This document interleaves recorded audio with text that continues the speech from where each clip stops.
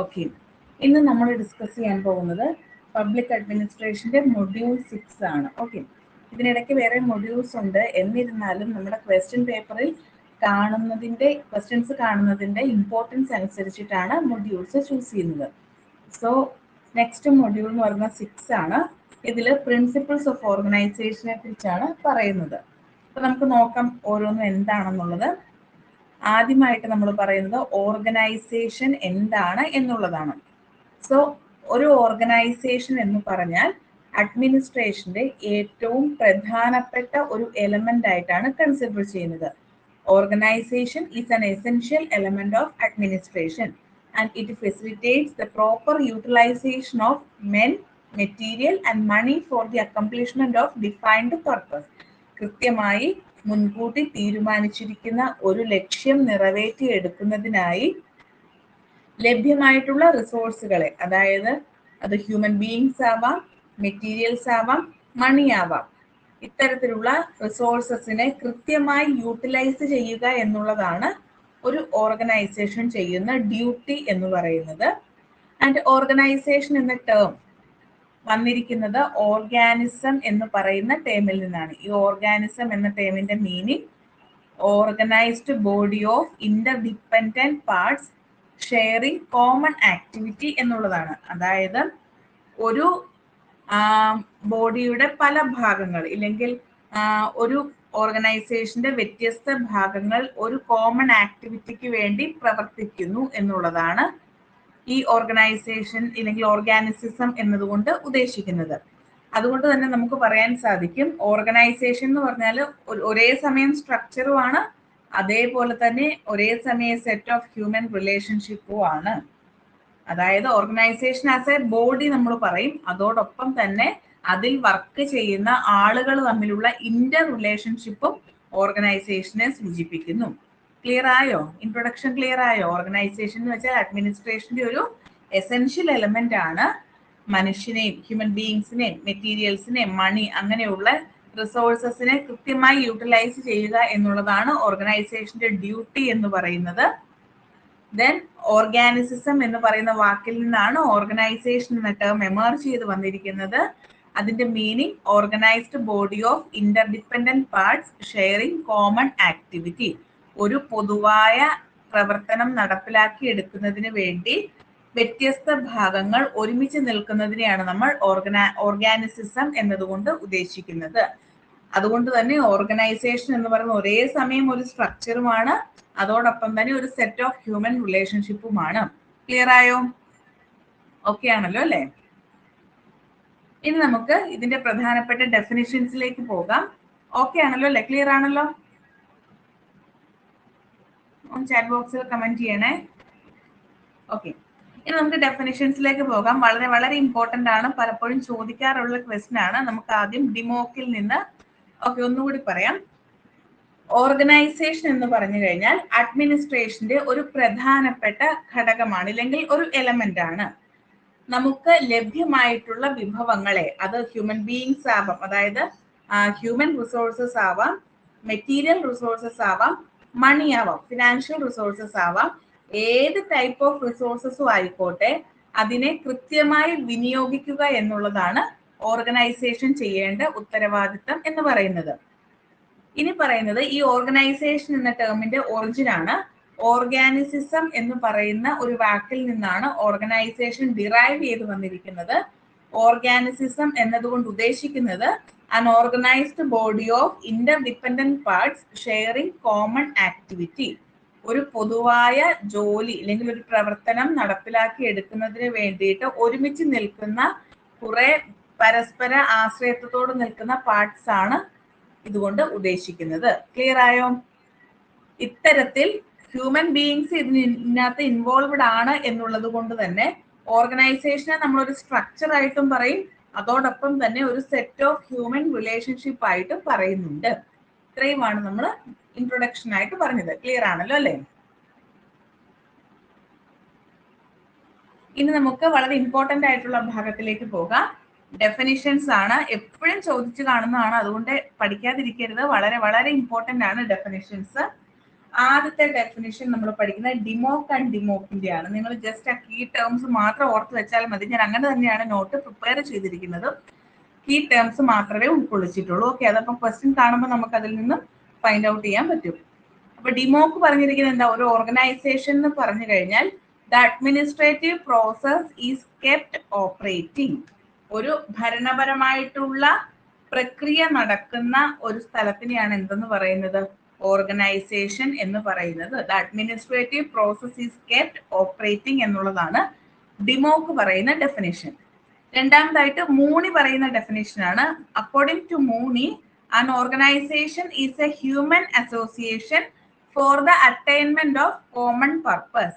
ഒരു പൊതുവായ കാര്യം നടപ്പിലാക്കി എടുക്കുന്നതിന് വേണ്ടിയിട്ട് ഒരു ഗ്രൂപ്പ് ഓഫ് ആളുകൾ ഒരുമിച്ച് നിൽക്കുന്നതിനെയാണ് ഓർഗനൈസേഷൻ എന്ന് പറയുന്നത്. Organisation is A human association for the attainment of common purpose. ഇത് പഠിച്ചു വെക്കുക, ഇതിന് മുന്നേ ചോദിച്ചിട്ടുണ്ട്. ദെൻ സൈമന്റെ ഡെഫിനിഷൻ ആണ്. സൈമൺ പറയുന്നത് an organization is a planned system of cooperative effort to play and perform task. ലഭ്യമായിട്ടുള്ള ടാസ്കുകൾ നടപ്പിലാക്കി എടുക്കുന്നതിന് വേണ്ടിയിട്ട് സഹകരണ മനോഭാവത്തോടെ മുന്നോട്ട് പോകുന്ന ഒരു സംവിധാനത്തെയാണ് ഓർഗനൈസേഷൻ എന്ന് പറയുന്നത്. ഇത് PYQ ആണ് കേട്ടോ. ഈ കോപ്പറേറ്റീവ് എഫേർട്ട്, ഓർഗനൈസേഷൻ ഒരു കോപ്പറേറ്റീവ് എഫേർട്ട് ആണ് എന്ന് പറഞ്ഞ അഡ്മിനിസ്ട്രേറ്റീവ് തിങ്കർ ആരാണെന്ന് ചോദിച്ചിട്ടുണ്ട്. The answer will be Simon. Okay, clear ആയല്ലോ? അടുത്ത ഡെഫിനിഷനിലോട്ട് പോട്ടെ. 3 പേരുടെ ഡെഫിനിഷൻസ് ക്ലിയർ ആയോ? ഓക്കെ ആണോ?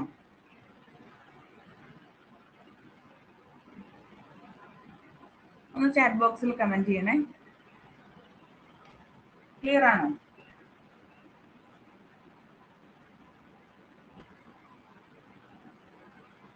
ഓക്കെ, ഇനി നമ്മൾ പറയാൻ പോകുന്ന ലൂതർ ഗള്ളിക്കിന്റെ ഡെഫിനേഷൻ ആണ്. നിങ്ങൾക്കറിയാം, നമ്മൾ ആദ്യ കാലഘട്ടം മുതൽ പബ്ലിക് അഡ്മിനിസ്ട്രേഷൻ പഠിക്കാൻ തുടങ്ങിയപ്പോൾ മുതൽ കാണുന്ന പേരുകളാണ് Luther Gulick, Gladden, LD White, Chester Barnard ഒക്കെ അല്ലെ. അപ്പൊ ഇവരുടെയൊക്കെ ഡെഫിനിഷൻസ് കുറച്ചുകൂടെ സ്ട്രെസ് ചെയ്ത് പഠിച്ചുകൊടുക്കുക. കാരണം അഡ്മിനിസ്ട്രേറ്റീവ് തിങ്കേഴ്സിലെ വളരെ ഇമ്പോർട്ടന്റ് ആയിട്ടുള്ള തിങ്കേഴ്സ് ആണ് ഈ പറയുന്നവരൊക്കെ. അതുകൊണ്ട് ഇവരുടേതായിരിക്കും കൂടുതലും റിപ്പീറ്റഡ് ആയിട്ട് ചോദിക്കാനുള്ള ചാൻസസ് എന്ന് പറയുന്നത്.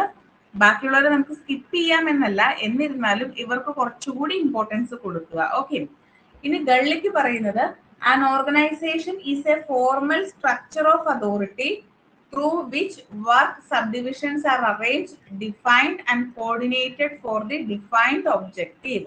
മുൻകൂട്ടി തീരുമാനിച്ചു വെച്ചിരിക്കുന്ന ലക്ഷ്യങ്ങൾ നടപ്പിലാക്കി എടുക്കുന്നതിന് വേണ്ടിയിട്ട് നിലകൊള്ളുന്ന ഒരു ഫോർമൽ സ്ട്രക്ചർ ഓഫ് അതോറിറ്റിയാണ് ഓർഗനൈസേഷൻ എന്ന് പറയുന്നത്. അപ്പൊ എങ്ങനെയാണ് ആ വർക്ക് നടപ്പിലാക്കി എടുക്കേണ്ടത്, അതിനെ എങ്ങനെയാണ് ആ ഒബ്ജക്റ്റീവ്സിനെ എങ്ങനെയാണ് ഡിഫൈൻ ചെയ്യേണ്ടത്, അതിനെ എങ്ങനെയാണ് കോർഡിനേറ്റ് ചെയ്യേണ്ടത് എന്നിവയെല്ലാം തീരുമാനിച്ചുകൊണ്ട് നിലകൊള്ളുന്ന ഒരു ഫോർമൽ സ്ട്രക്ചർ ആണ് ഓർഗനൈസേഷൻ എന്നുള്ളതാണ് ലൂതർ ഗള്ളിക്ക് പറയുന്നത്. ഇനി ഇയൻ ഗ്ലാഡൻ പറയുന്നത് അനുസരിച്ച് ഓർഗനൈസേഷൻ എന്ന് പറഞ്ഞാൽ it's a pattern of relationship between persons to fulfil the function. ഒരു ഫങ്ഷൻ ഫുൾഫിൽ ചെയ്യുന്നതിന് വേണ്ടിയിട്ട് വ്യക്തികൾ തമ്മിൽ ഉണ്ടാകുന്ന റിലേഷൻഷിപ്പിനെയാണ്, പാറ്റേൺ ഓഫ് റിലേഷൻഷിപ്പിനെയാണ് ഓർഗനൈസേഷൻ എന്ന് പറയുന്നത്. ദെൻ പിഫിനറിന്റെ അഭിപ്രായത്തിൽ ഓർഗനൈസേഷൻ എന്ന് പറയുന്നത് relationship of individuals to individual and group to groups to bring about an orderly division of labor. കൃത്യമായി സെപ്പറേറ്റ് ചെയ്ത് വെച്ചിരിക്കുന്ന അല്ലെങ്കിൽ ഡിവൈഡ് ചെയ്തിരിക്കുന്ന വർക്ക് നടപ്പിലാക്കി എടുക്കുന്നതിന് വേണ്ടിയിട്ട് ഒരു സ്ഥാപനത്തിലെ ഒരു വ്യക്തിയും മറ്റൊരു വ്യക്തിയും അല്ലെങ്കിൽ ഒരു ഗ്രൂപ്പ് ഓഫ് ആളുകളും മറ്റൊരു ഗ്രൂപ്പ് ഓഫ് ആളുകളും തമ്മിൽ നടത്തുന്ന റിലേഷൻഷിപ്പിനെയാണ് ഓർഗനൈസേഷൻ എന്ന് പിഫിനർ പറഞ്ഞിരിക്കുന്നത്. ദെൻ LD വൈറ്റിന്റെ ഒപ്പീനിയനിൽ ഓർഗനൈസേഷൻ എന്നതുകൊണ്ട് ഉദ്ദേശിക്കുന്നത് an arrangement of personnel for accomplishment of purpose. ഒരു പർപ്പസ് നടപ്പിലാക്കി എടുക്കുന്നതിന് വേണ്ടിയിട്ട് ഉദ്യോഗസ്ഥരെ അറേഞ്ച് ചെയ്യുന്നതിനെയാണ് ഓർഗനൈസേഷൻ എന്ന് പറയുന്നു എന്നാണ് LD വൈറ്റ് പറയുന്നത്. ഇനിയുള്ളത് ചെസ്റ്റർ ബെർണാഡ് ആണ്. ചെസ്റ്റർ ബെർണാഡിന്റെ ഒപ്പീനിയനിൽ ഓർഗനൈസേഷൻ എന്ന് വെച്ച് കഴിഞ്ഞാൽ a consciously coordinated activities of 2 or more persons. രണ്ടോ അതിലധികമോ വ്യക്തികൾ മുൻകൂട്ടി നിശ്ചയിച്ചിരിക്കുന്ന ജോലികൾ ചെയ്യുക എന്നുള്ളതാണ് ഓർഗനൈസേഷൻ കൊണ്ട് ഉദ്ദേശിക്കുന്നത് എന്നാണ് ചെസ്റ്റർ ബെർണാഡ് പറയുന്നത്. ഡെഫിനിഷൻസ് ഒക്കെ ക്ലിയർ ആയോ? ആരുടെയെങ്കിലും ഒന്നുകൂടി പറയേണ്ടതുണ്ടോ? ക്ലിയർ ആണോ? എല്ലാ ഡെഫിനിഷൻസും കിട്ടിയോ? ഇത് നിങ്ങൾ പഠിക്കണം കേട്ടോ. എല്ലാത്തിന്റെയും കീവേഡ്സ് മാത്രമേ ഞാൻ ആഡ് ചെയ്തിട്ടുള്ളൂ. ഡെഫിനിഷൻ മൊത്തമായിട്ട് എഴുതിയിട്ടില്ല. ഇത് എന്താണേലും പഠിക്കണം കേട്ടോ. സ്കിപ്പ് ചെയ്യാനേ പാടില്ല. ഇവിടുന്ന് നിങ്ങൾക്ക് 1 മാർക്ക് ഷുവർ ആയിട്ടും കിട്ടും. ഓക്കെ, ക്ലിയർ ആയല്ലോ? ഇനി നമ്മൾ പറയാൻ പോകുന്നത് ക്യാരക്ടറിസ്റ്റിക്സ് ഓഫ് ഓർഗനൈസേഷൻ ആണ്. അതായത് ഒരു ഓർഗനൈസേഷന്റെ സവിശേഷതകൾ എന്തൊക്കെയാണ്. അപ്പോൾ ഓർഗനൈസേഷന്റെ ക്യാരക്ടറിസ്റ്റിക്സ് പറഞ്ഞിരിക്കുന്ന തിങ്കർ ആണ് നിക്കോളാസ് ഹെൻറി. ഇദ്ദേഹത്തിന്റെ പേര് ഓർത്തു വെക്കുക. ഇനി അക്കോർഡിംഗ് ടു നിക്കോളാസ് ഹെൻറി എന്തൊക്കെയാണ് ക്യാരക്ടറിസ്റ്റിക്സ് ഓഫ് ഓർഗനൈസേഷൻ എന്ന് നമുക്ക് നോക്കാം. ഒന്ന്, ഒരു ഓർഗനൈസേഷൻ എന്ന് പറഞ്ഞാൽ കൃത്യമായ പർപ്പസോടുകൂടി നിലനിൽക്കുന്നതായിരിക്കും. അതുപോലെ തന്നെ ഒരു കോംപ്ലക്സ് ഹ്യൂമൻ കളക്ടിവിറ്റീസ് ആയിരിക്കും. എന്ന് വെച്ച് കഴിഞ്ഞാൽ ഒരു ഓർഗനൈസേഷനിൽ ഒരു വ്യക്തി ആയിരിക്കില്ല ഉണ്ടാവുക, മറിച്ച് ഒരു ഗ്രൂപ്പ് ഓഫ് ആളുകളുടെ കൂട്ടമായിട്ടുള്ള പ്രവർത്തനങ്ങൾ വഴി ഒരു പർപ്പസിനെ നേടിയെടുക്കുക എന്നുള്ളതാണ് ഓർഗനൈസേഷന്റെ പ്രത്യേകത. ഇനി രണ്ടാമതായിട്ട് പറയുന്നത് ക്യാരക്ടറൈസ്ഡ് ബൈ സെക്കൻഡറി റിലേഷൻഷിപ്പ്. ഓർഗനൈസേഷനിൽ എപ്പോഴും ഒരു ഇംപേഴ്സണൽ റിലേഷൻഷിപ്പിന് ചാൻസസ് ഉണ്ട്. ഇല്ലെങ്കിൽ ക്യാരക്ടറൈസ് ചെയ്തിരിക്കുന്നത് ഇംപേഴ്സണൽ റിലേഷൻഷിപ്പിനാണ്, സെക്കൻഡറി റിലേഷൻഷിപ്പിനാണ് എന്നുള്ളതാണ്. മൂന്നാമത്തേത് സ്പെഷ്യലൈസ്ഡ് ആൻഡ് ലിമിറ്റഡ് ഗോൾസ്. അതായത് ഈ പറയുന്നത് പോലെ സോഷ്യൽ വെൽഫെയർ അങ്ങനെ കംപ്ലീറ്റ് ആയിട്ട് ചെയ്യുക എന്നുള്ളതല്ല. ഓരോ ഓർഗനൈസേഷനും ഇല്ലെങ്കിൽ ഓരോ ഡിപ്പാർട്ട്മെന്റും പ്രവർത്തിക്കുന്നത് അതാത് സ്പെഷ്യലൈസ്ഡ് ആയിട്ടുള്ള ഗോൾസ് അച്ചീവ് ചെയ്യാനായിരിക്കും. സോ അവരുടെ ഗോൾസ് എന്ന് വെച്ച് കഴിഞ്ഞാൽ ലിമിറ്റഡ് ഗോൾസ് ആയിരിക്കും. ഒരു ഗ്രൂപ്പിന് ഒരു പർട്ടിക്കുലർ ഗോൾ, അടുത്ത ഗ്രൂപ്പിന് അടുത്ത പർട്ടിക്കുലർ ഗോൾ, അങ്ങനെ ലിമിറ്റഡ് ഗോൾസിലായിരിക്കും ഓർഗനൈസേഷൻസ് പ്രവർത്തിക്കുക. ദെൻ ഇതൊരു കോപ്പറേറ്റീവ് ആക്ടിവിറ്റി ആണ്. ഒരിക്കലും ഒരു സിംഗിൾ പേഴ്സണ് മാത്രമായിട്ട് ഓർഗനൈസേഷൻ മുന്നോട്ട് കൊണ്ടുപോകാൻ പറ്റില്ല. അവിടെ ഒരു ഗ്രൂപ്പ്, ഒരു കളക്റ്റീവ് റെസ്പോൺസിബിലിറ്റി, ഒരു കളക്റ്റീവ് ആക്ടിവിറ്റി ഒക്കെ നടക്കുന്നുണ്ട്. അതുകൊണ്ട് എപ്പോഴും ഒരു കോപ്പറേറ്റീവ് ആയിട്ടുള്ള രീതിയിൽ മാത്രം, പരസ്പരം സഹകരണത്തോടു കൂടി മാത്രം മുന്നോട്ട് കൊണ്ടുപോകാൻ പറ്റുന്ന ഒന്നാണ് ഓർഗനൈസേഷൻ. ദെൻ ഇതൊരു ലാർജർ സോഷ്യൽ സിസ്റ്റത്തിന്റെ ഭാഗമാണ്. അതോടൊപ്പം തന്നെ നിലവിലുള്ള ഈ എക്സ്റ്റേണൽ എൻവയോൺമെന്റിലേക്ക് സർവീസസും പ്രൊഡക്റ്റും പ്രൊവൈഡ് ചെയ്യുക എന്നുള്ളതാണ് ഓർഗനൈസേഷന്റെ ലക്ഷ്യം ആയിട്ട് പറയുന്നത്. അതോടൊപ്പം തന്നെ എൻവയോൺമെന്റിൽ അവൈലബിൾ ആയിട്ടുള്ള കാര്യങ്ങളുടെ എക്സ്ചേഞ്ചിങ്, അതായത് ഇപ്പൊ സർവീസസ് ആയാലും പ്രൊഡക്ട്സ് ആയാലും അതിന്റെ എക്സ്ചേഞ്ചിങ് കൃത്യമായിട്ട് നടത്തുക. ഇതൊക്കെ ഓർഗനൈസേഷന്റെ ക്യാരക്ടറിസ്റ്റിക്സ് ആയിട്ട് നിക്കോളാസ് ഹെൻറി പറയുന്നതാണ്. ക്ലിയർ ആയോ? ഓക്കെ ആണോ? ഏതെങ്കിലും പോയിന്റ് ഒന്നുകൂടെ പറയേണ്ടതുണ്ടോ? നെക്സ്റ്റിലോട്ട് പോട്ടെ.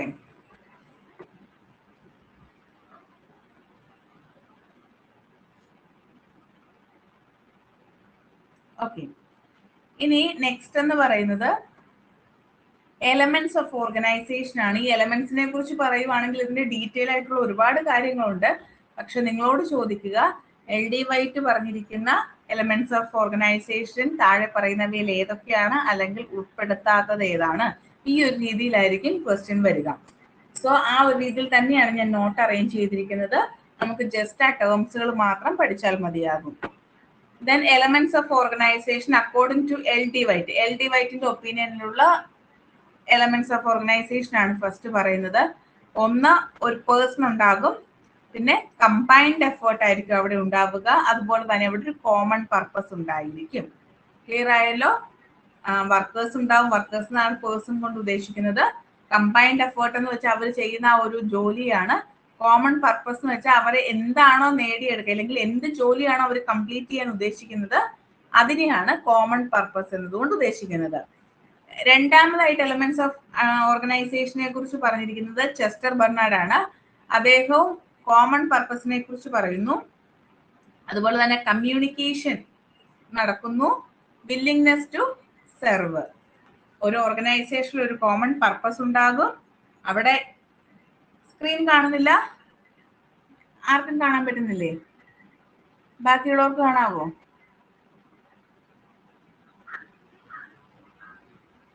കാണാം. അപ്പം ജിഷയുടെ ഇഷ്യൂ ആയിരിക്കും കേട്ടോ. ഓക്കെ. അപ്പോൾ ഒരു കോമൺ പർപ്പസ് ഉണ്ടാകും, അവിടെ വർക്കേഴ്സ് തമ്മിൽ കമ്മ്യൂണിക്കേഷൻ ഉണ്ടാകും, പിന്നെ വർക്കേഴ്സിന് ജോലി ചെയ്യാനുള്ള ഒരു വില്ലിങ്നെസ് ഉണ്ടായിരിക്കും.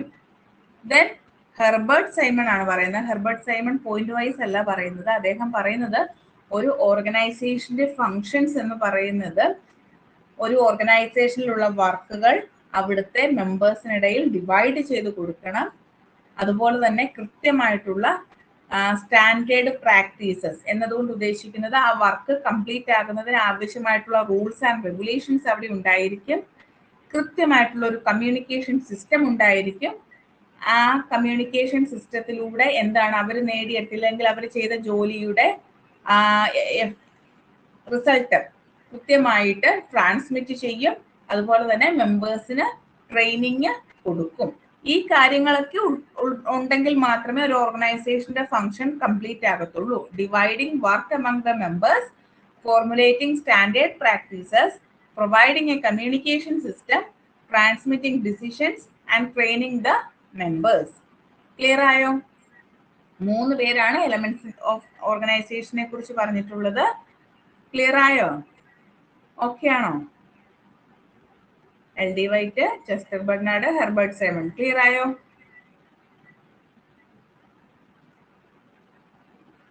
അടുത്തതിലേക്ക് പോകാം. ഓക്കെ. അടുത്തത് ബേസിസ് ഓഫ് ഓർഗനൈസേഷൻ ആണ്. ബേസിസ് എന്ന് പറഞ്ഞാൽ ഒരു ഓർഗനൈസേഷന്റെ അടിസ്ഥാനം എന്താണ്? സോ ഇതിനെക്കുറിച്ച് പറഞ്ഞിരിക്കുന്നത് നമ്മുടെ ലൂതർ ഗള്ളിക്കാണ് കേട്ടോ. ലൂതർ ഗള്ളിക്കാണ് ബേസിസ് ഓഫ് ഓർഗനൈസേഷനെ കുറിച്ച് പറഞ്ഞിരിക്കുന്നത്. and അദ്ദേഹം 4 പ്രധാനപ്പെട്ട ബേസിസിനെ കുറിച്ചാണ് പറയുന്നത്. ഒന്ന് എന്ന് പറഞ്ഞു കഴിഞ്ഞാൽ പർപ്പസ് ആണ്. പർപ്പസ് കൊണ്ട് ഉദ്ദേശിക്കുന്നത് ഒരു ഓർഗനൈസേഷൻ പെർഫോം ചെയ്യുന്ന ഫങ്ഷൻസ് എന്തൊക്കെയാണ്, ഇല്ലെങ്കിൽ അവർ ചെയ്യേണ്ട ജോലി എന്തൊക്കെയാണ് എന്ന് കൃത്യമായിട്ട് ഡിഫൈൻ ചെയ്തിട്ടുണ്ടാവണം. അപ്പൊ ആദ്യമായിട്ട് പറയുന്നത് എന്താണ്? ഒരു ഓർഗനൈസേഷൻ പെർഫോം ചെയ്യേണ്ട ഫങ്ഷൻസ് എന്തൊക്കെയാണ് എന്ന് പ്രീ ഡിഫൈൻഡ് ആക്കിയിരിക്കണം, ഇല്ലെങ്കിൽ നേരത്തെ തന്നെ മുൻകൂട്ടി തീരുമാനിച്ച് വെച്ചിരിക്കണം എന്നുള്ളതാണ് പർപ്പസ് കൊണ്ട് ഉദ്ദേശിക്കുന്നത്. ആൻഡ് ഈ ഒരു പ്രിൻസിപ്പിൾ അനുസരിച്ചിട്ട്, ഇല്ലെങ്കിൽ ഈ ഒരു പ്രിൻസിപ്പിൾ റെക്കമെൻഡ് ചെയ്തിട്ടുള്ള ചില കമ്മിറ്റീസ് ഉണ്ട്. ഒന്ന് നമ്മുടെ ഹാൽഡെയ്ൻ കമ്മിറ്റി ഓഫ് ബ്രിട്ടൻ 1918-19. വളരെ വളരെ ഇമ്പോർട്ടന്റ് ആണ്. ഇത് PYQ ആയിട്ട് ചോദിച്ചിട്ടുണ്ട്. ബേസിസ് ഓഫ് ഓർഗനൈസേഷൻ എന്ന രീതിയിലല്ല, ഈ ഹൂവർ കമ്മീഷന്റെ ഇയർ ഏതാണെന്നാണ് ചോദിച്ചിരുന്നത്. First Hoover commission established in എന്ന് പറഞ്ഞിട്ടാണ് ചോദിച്ചത്. അപ്പം വർഷം പഠിച്ചു വെക്കുക.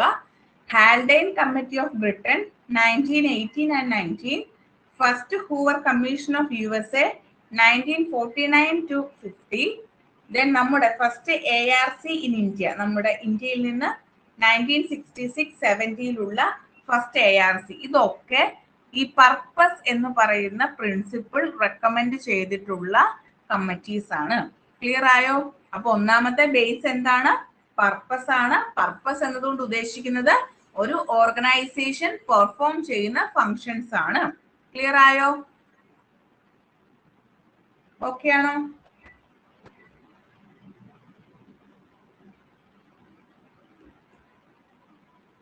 ഓക്കെ. നെക്സ്റ്റ് പോയിന്റ് പ്രോസസ് ആണ്. പ്രോസസ് എന്ന് പറഞ്ഞു കഴിഞ്ഞാൽ നമ്മൾ ഓൾറെഡി ഒരു ഫംഗ്ഷന്റെ കാര്യം പറഞ്ഞില്ലേ, ആ ഫംഗ്ഷൻ നടപ്പിലാക്കി എടുക്കുന്നതിന് വർക്കേഴ്സ് സ്വീകരിക്കുന്ന ടെക്നിക്സുകൾ, അല്ലെങ്കിൽ അവർക്ക് ആവശ്യമായിട്ടുള്ള സ്കിൽസ്, ഇതിനെയാണ് പ്രോസസ് എന്ന് പറയുന്നത്. ഫോർ എക്സാമ്പിൾ ആയിട്ട് ഒരു ടെക്നിക്കൽ ജോലി ആണെങ്കിൽ ആ ടെക്നിക്കൽ ജോലി സാധാരണക്കാരായിട്ടുള്ള ഒരാൾക്ക് ചെയ്യാൻ പറ്റും. ഇപ്പൊ ഒരു സെർവറിന്റെ ജോലിയാണ്, സെർവറിന്റെ ജോലി, ഇല്ലെങ്കിൽ ഒരു ഡ്രാഫ്റ്റ്മാന്, ഇവരുടെയൊക്കെ ജോലി എല്ലാവർക്കും ചെയ്യാൻ പറ്റുമോ? അതിൽ ആ സ്കില്ലുള്ളവർക്ക് മാത്രമല്ലേ ആ ജോലി ചെയ്യാൻ പറ്റത്തുള്ളൂ. അങ്ങനെയുള്ള സ്പെഷ്യലൈസ്ഡ് സ്കിൽസ് ഉപയോഗിക്കുക, അല്ലെങ്കിൽ എങ്ങനെയാണോ ആ ഫംഗ്ഷൻ നല്ല രീതിയിൽ നടപ്പിലാക്കി എടുക്കേണ്ടത്, അതിനാവശ്യമായിട്ടുള്ള സ്ട്രാറ്റജി എന്താണോ, ടെക്നിക്ക് എന്താണോ, അത് കൃത്യമായിട്ട് ഉപയോഗിക്കുക എന്നുള്ളതാണ് പ്രോസസ് കൊണ്ട് ഉദ്ദേശിക്കുന്നത്. Techniques or specialised skills to perform the function. Clear ആയോ? ക്ലിയർ ആയോ? ഇനി മൂന്നാമതായിട്ട് പറയുന്നത് പേഴ്സൺസ് ആണ്. പേഴ്സൺസ് എന്ന് വെച്ച് കഴിഞ്ഞാൽ ഈ ഫംഗ്ഷൻ ഒക്കെ ഒരു ഓർഗനൈസേഷനിൽ നടപ്പിലാക്കണമെങ്കിൽ വെറുതെ അവിടെ ഇരുന്ന് നടപ്പിലാവില്ലല്ലോ, അവിടെ ജോലിക്കാര് വേണ്ടേ? ആ ജോലിക്കാരെയാണ് ഇവിടെ പേഴ്സൺസ് എന്ന പേരിൽ അറിയപ്പെടുന്നത്. The group of people served by the organisation. ഇനി നാലാമത്തേത് പ്ലേസ് ആണ്. പ്ലേസ് കൊണ്ട് ഉദ്ദേശിക്കുന്നത് ഒരു ഓർഗനൈസേഷന്റെ ടെറിറ്റോറിയൽ ഏരിയ ഏതൊക്കെയാണ്, ഇല്ലെങ്കിൽ ഒരു ഓർഗനൈസേഷൻ കവർ ചെയ്യുന്ന ടെറിറ്റോറിയൽ ഏരിയ എവിടം വരെയാണ്. ഇപ്പൊ ഇത് നിങ്ങൾക്ക് മനസ്സിലാവണമെങ്കിൽ നമ്മുടെ എല്ലാവരുടെയും വീട്ടിൽ ഈ ഗ്യാസ് കണക്ഷൻ ഉണ്ട് അല്ലെ? ഓരോ ഏരിയയിലും ഓരോ ഗ്യാസ് കണക്ഷൻ ആയിരിക്കും. ഇപ്പൊ ചിലർക്ക് ഭാരത് ഗ്യാസ്, ഇന്ത്യൻ ഗ്യാസ് ആയിരിക്കും അല്ലെ, ചിലർക്ക് HP ഗ്യാസ് ആയിരിക്കും. ഇനി അതും അല്ലെങ്കിൽ നമ്മൾ ഏജൻസീസിൽ തന്നെ ഡിഫറൻസ് ഉണ്ട് അല്ലെ? നമ്മുടെ ഒരു പർട്ടിക്കുലർ സ്ഥലം വരെ ഒരു ഏജൻസിയുടെ കൺട്രോളിലായിരിക്കും, പിന്നെ അവിടെ തൊട്ട് അടുത്ത സ്ഥലം വരെ അടുത്ത ഏജൻസിയുടെ കൺട്രോളിലായിരിക്കും. അതായത് ഓരോ ഓർഗനൈസേഷനും കൃത്യമായ ലിമിറ്റേഷൻസിനുള്ളിൽ നിന്നുകൊണ്ടായിരിക്കും, ടെറിറ്റോറിയൽ ലിമിറ്റേഷൻസിനുള്ളിൽ നിന്നുകൊണ്ടായിരിക്കും പ്രവർത്തിക്കുന്നത്. അത്തരത്തിലുള്ള ടെറിറ്റോറിയൽ ഏരിയ ആണ് ഇവിടെ പ്ലേസ് എന്നതുകൊണ്ട് ഉദ്ദേശിക്കുന്നത്. അപ്പൊ ബേസിസ് ഓഫ് ഓർഗനൈസേഷൻ എന്ന് പറയുന്നത് പർപ്പസ് ഉണ്ട്, പ്രോസസ് ഉണ്ട്, പേഴ്സൺസ് ഉണ്ട്, പ്ലേസ് ഉണ്ട്. ക്ലിയർ ആയോ? ക്ലിയർ ആയോ? ഓക്കെ ആണോ? നമ്മുടെ ഫസ്റ്റ് ടോപ്പിക് ഇവിടെ കഴിഞ്ഞിരിക്കുന്നു. ചാപ്റ്ററിലെ ഓർഗനൈസേഷൻ എന്നുള്ളതായിരുന്നു. ക്ലിയർ ആണോ? ഓക്കെ.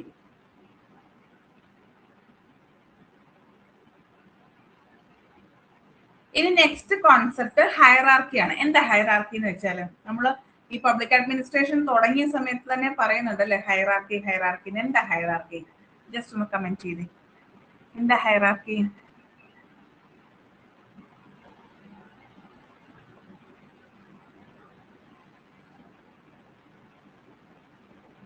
ഹയറാർക്കി എന്താ?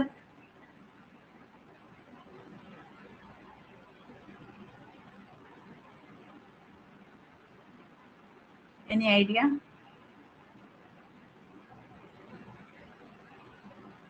ഓക്കെ, ഹയറാർക്കി എന്നതുകൊണ്ട് ഉദ്ദേശിക്കുന്നത് ഒരു ഓർഗനൈസേഷനിലെ ടോപ്പ് തൊട്ട് ബോട്ടം വരെയുള്ള വർക്കേഴ്സിനിടയിലുള്ള റിലേഷൻഷിപ്പ് എങ്ങനെയാണ് എന്നുള്ളതാണ്. ടോപ്പ് ടു ബോട്ടം റിലേഷൻഷിപ്പ് ആണ് അല്ലെ?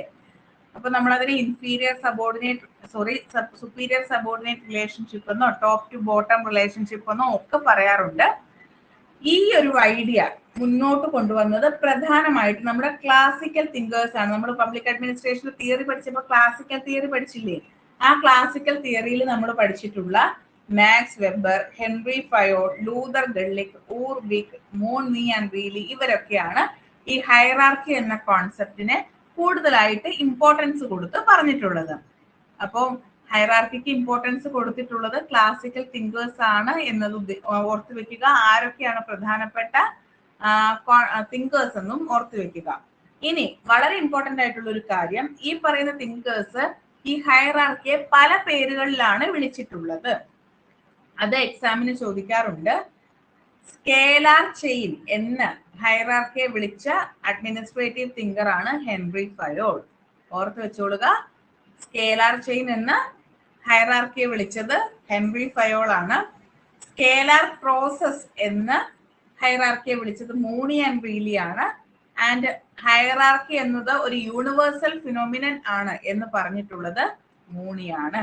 ഇവരുടെ തമ്മിൽ തെറ്റിപ്പോയത് കേട്ടോ. ഇത് മോണി ആൻഡ് റീലി ആണ് സ്കേലാർ പ്രോസസ് എന്ന് പറഞ്ഞിട്ടുള്ളത്. മോണി മാത്രമാണ് യൂണിവേഴ്സൽ ഫിനോമിനൻ ആണ് ഹയറാർക്കി എന്ന് പറഞ്ഞിട്ടുള്ളത്. ക്ലിയർ ആയോ? ഓക്കെ ആണോ? ഇതിന്റെ മീനിങ്ങിലേക്ക് പോകാം നമുക്ക്.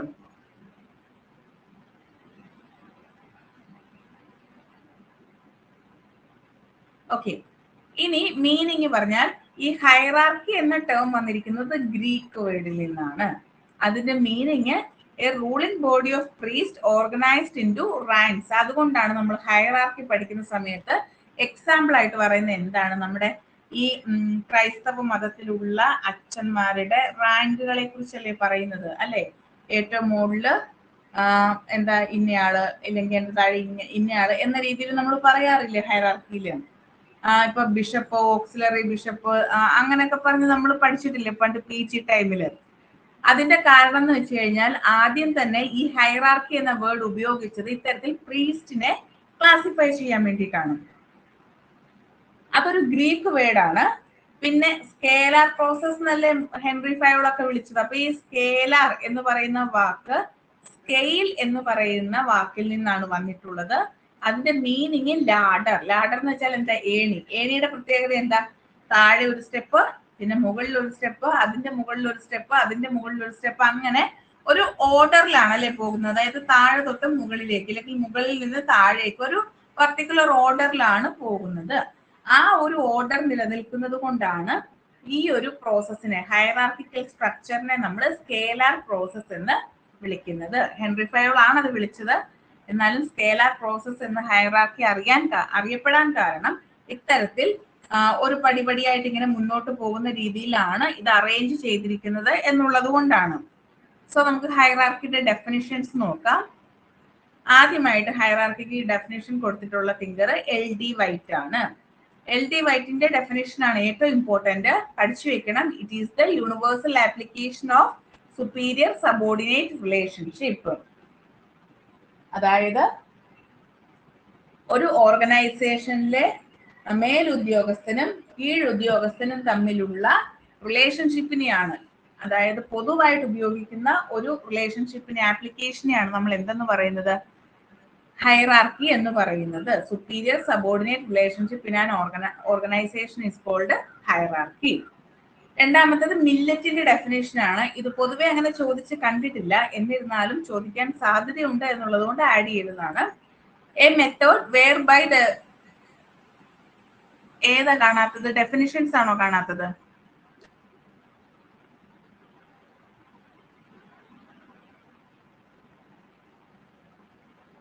ഇപ്പൊ കാണാവോ? ഇപ്പൊ സ്ക്രീൻ വിസിബിൾ ആണോ? ആർക്കും കാണുന്നില്ലേ?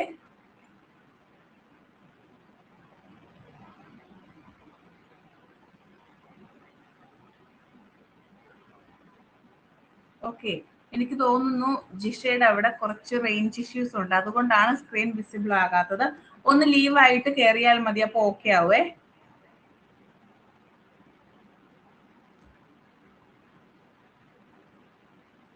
ഓക്കെ, ഇനി മില്ലറ്റിന്റെ ഡെഫിനേഷൻ ആണ് പറയുന്നത്. മില്ലറ്റ് പറയുന്നത് എന്താണ്? A method whereby the efforts of many different individuals are geared together. അതായത് ഒരു സ്ട്രക്ചർ എന്ന് പറഞ്ഞു കഴിഞ്ഞാൽ വ്യത്യസ്തമായിട്ടുള്ള വ്യക്തികളിൽ ഒരുമിപ്പിച്ച് നിലനിർത്തുന്നതിനുള്ള എഫേർട്ടിനെയാണ് ഹൈറാർക്കി എന്ന് പറയുന്നത്, അല്ലെങ്കിൽ അതിനു വേണ്ടി ഉപയോഗിക്കുന്ന ഒരു മെത്തേഡിനെയാണ് ഹൈറാർക്കി എന്ന് പറയുന്നത്. ഇനി മൂന്നാമത്തേത് റോബർട്ട് പ്രസ്തുസിന്റെ ഡെഫിനിഷൻ ആണ്. അദ്ദേഹം പറയുന്നത് ranking position along a descending scale from top to bottom. മുകളിൽ നിന്ന് താഴെ വരെ ഡിസെൻഡിങ് ഓർഡറിലുള്ള ഒരു റാങ്കിങ്ങിനെയാണ് ഹൈറാർക്കി എന്നതുകൊണ്ട് ഉദ്ദേശിക്കുന്നത്. അപ്പൊ ടോപ്പ് ടു ബോട്ടം തൊട്ടുള്ള ഒരു റാങ്കിങ് പൊസിഷനാണ് ഹൈറാർക്കി എന്നാണ് റോബർട്ട് പ്രസ്തുസ് പറഞ്ഞിരിക്കുന്നത്. ക്ലിയർ ആയോ? ഡെഫിനിഷൻസ് ഒക്കെ ക്ലിയർ ആയോ? എന്തെങ്കിലും ഡൗട്ട് ഉണ്ടോ?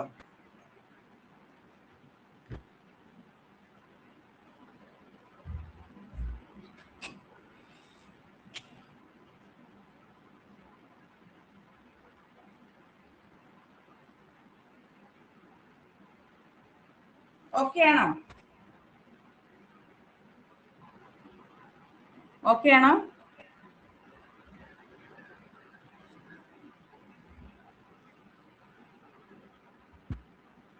ജിഷയ്ക്ക് സ്ക്രീൻ ഓക്കെ ആയോ?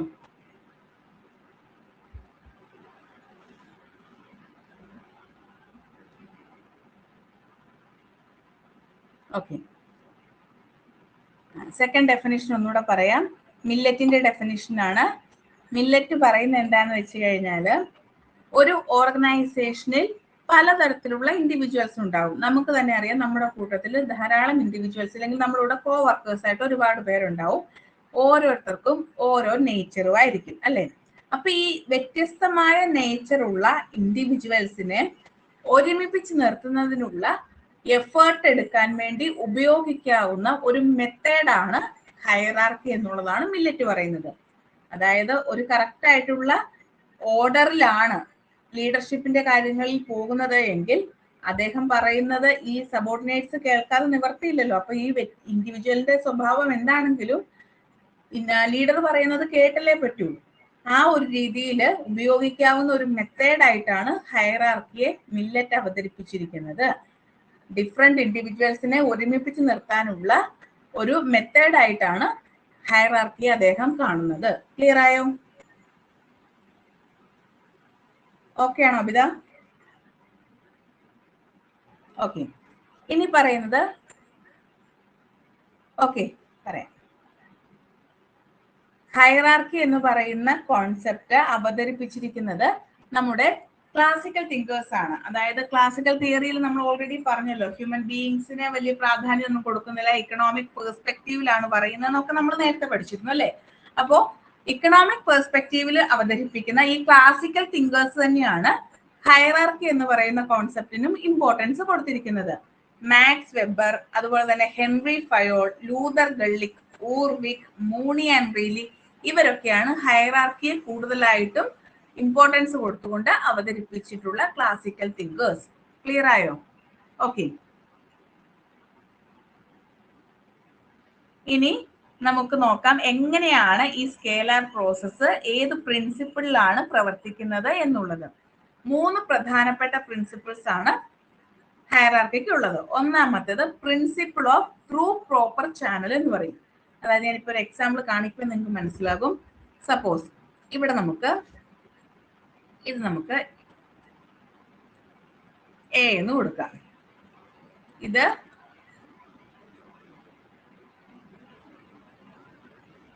ഡി എന്ന് കൊടുക്കാം, ഇത് സി,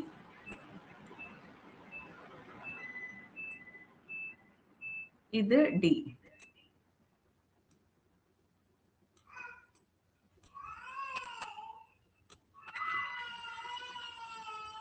ഒരു സെക്കൻഡേ.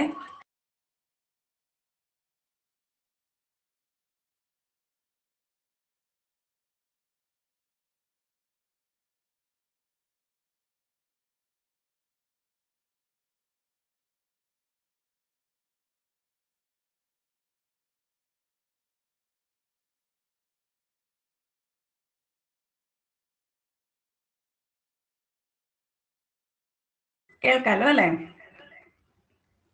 ഇത് നമുക്ക് എൽ എന്നും ഇത് എം,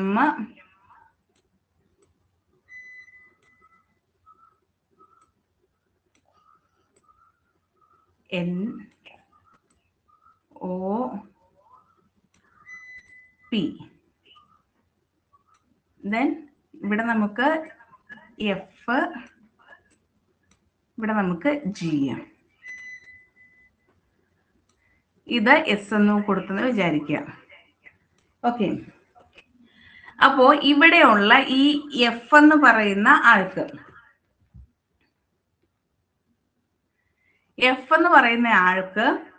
ഈ പറയുന്ന ജി എന്ന് പറയുന്ന വ്യക്തിയിലേക്ക് ഒരു സന്ദേശം കൊടുക്കണം, ഇല്ലെങ്കിൽ ഒരു ഓർഡർ കൊടുക്കണം, ഇല്ലെങ്കിൽ ഒരു ഇൻഫർമേഷൻ പാസ് ചെയ്യണം എന്ന് വിചാരിക്കുക. ഒരു ഇൻഫർമേഷൻ പാസ് ചെയ്യണമെങ്കിൽ എന്ത് ചെയ്യണം? ആദ്യം ജി എന്ത് ചെയ്യണം? ജി ഇയോട് പറയാൻ, എഫ് ഇയോട് പറയണം, ഇ ഡിയോട് പറയണം, ഡി സിയോട് പറയണം, സി ബിയെ അറിയിക്കണം, ഡി എയെ അറിയിക്കണം, എ എസിനെ അറിയിക്കും, എസ് എല്ലിനെ അറിയിക്കും, എൽ എമ്മിനെ അറിയിക്കും, എം എന്നിനെ അറിയിക്കും, എൻ ഒയെ അറിയിക്കും, ഒ പിയെ അറിയിക്കും.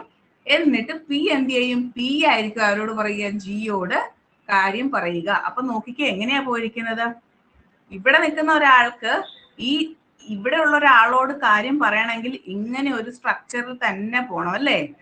ഇതാണ് ഹയറാർക്കിക്കൽ സ്ട്രക്ചറിലെ ത്രൂ പ്രോപ്പർ ചാനൽ എന്ന് പറയുന്നത്. അല്ലാതെ ഈ ഡിക്ക് നേരിട്ട് ജിയോട് കാര്യം പറയാൻ പറ്റില്ല, ബിക്ക് നേരിട്ട് ഒയോട് കാര്യം പറയാൻ പറ്റത്തില്ല. ഇങ്ങനെ ത്രൂ പ്രോപ്പർ ചാനലിൽ മാത്രമേ എന്ത് ചെയ്യാൻ പറ്റത്തുള്ളൂ? ഇൻഫർമേഷൻ പാസ് ചെയ്യാൻ പറ്റത്തുള്ളൂ. ഇതാണ് principle of through proper channel എന്നതുകൊണ്ട് ഉദ്ദേശിക്കുന്നത്. ഇനി രണ്ടാമത്തേത് പ്രിൻസിപ്പിൾ ഓഫ് കറസ്പോണ്ടൻസ് ആണ്. അതും ഹയറാർക്കിയുടെ ഭാഗമായിട്ട് തന്നെയാണ് വരുന്നത്. അതായത് പരസ്പരം എങ്ങനെയൊക്കെയാണ് ഇൻഫർമേഷൻ പാസ് ചെയ്യാൻ പറ്റുന്നത് എന്ന്. Then principle of unity of command ആണ്. Principle of unity of command കൊണ്ട് ഉദ്ദേശിക്കുന്നത് ഇപ്പൊ ഈ ഡി എന്ന് പറയുന്ന വ്യക്തിക്ക് കമാൻഡ് കിട്ടുന്ന എവിടെ നിന്ന് മാത്രമായിരിക്കും? ഈ സി എന്ന് പറയുന്ന വ്യക്തിയിൽ നിന്ന് മാത്രമായിരിക്കും. അല്ലാതെ എ നേരിട്ട് എന്ന് ഡിയോട് കമാൻഡ് പറയില്ല, എസ് നേരിട്ട് ഡിയോട് കമാൻഡ് പറയല. അപ്പൊ ഒരൊറ്റ വ്യക്തിയിൽ നിന്ന് മാത്രമായിരിക്കും, അല്ലെങ്കിൽ ഒരു ഓൺലി വൺ സുപ്പീരിയർ മാത്രമായിരിക്കും ഒരു വർക്കറിന് ഉണ്ടാവുക. അങ്ങനെയുള്ള സിസ്റ്റത്തിനെയാണ് നമ്മൾ യൂണിറ്റി ഓഫ് കമാൻഡ് എന്ന് പറയുന്നത്. അപ്പൊ ഓരോരുത്തർക്കും കറസ്പോണ്ടിങ് ആയിട്ടുള്ള ഓരോ സുപ്പീരിയർ ഓഫീസേഴ്സ് ഉണ്ടാവും. എമ്മിന് എൽ ആയിരിക്കും, എല്ലിന് എസ് ആയിരിക്കും. അങ്ങനെ കറസ്പോണ്ടിങ് ആയിട്ടുള്ള ഓരോ സുപ്പീരിയർ ഓഫീസേഴ്സും ഓരോ വർക്കേഴ്സിനും ഉണ്ടാകും. അവരുടെ ഭാഗത്ത് നിന്നുമുള്ള ഇൻസ്ട്രക്ഷൻസ് മാത്രമായിരിക്കും അവർക്ക് ഫോളോ ചെയ്യേണ്ടി വരിക. ക്ലിയർ ആയോ? പ്രിൻസിപ്പിൾസ് മൂന്നും ക്ലിയർ ആയോ? ഹയറാർക്കിയുടെ പ്രിൻസിപ്പിൾസ് ഓക്കെ ആയോ?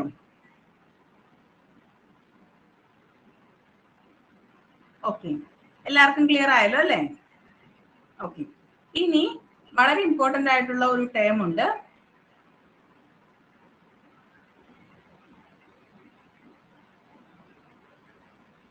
ഹെൻറി ഫയോളിന്റെ ഗ്യാങ് പ്ലാങ്ക് എന്ന് പറയും.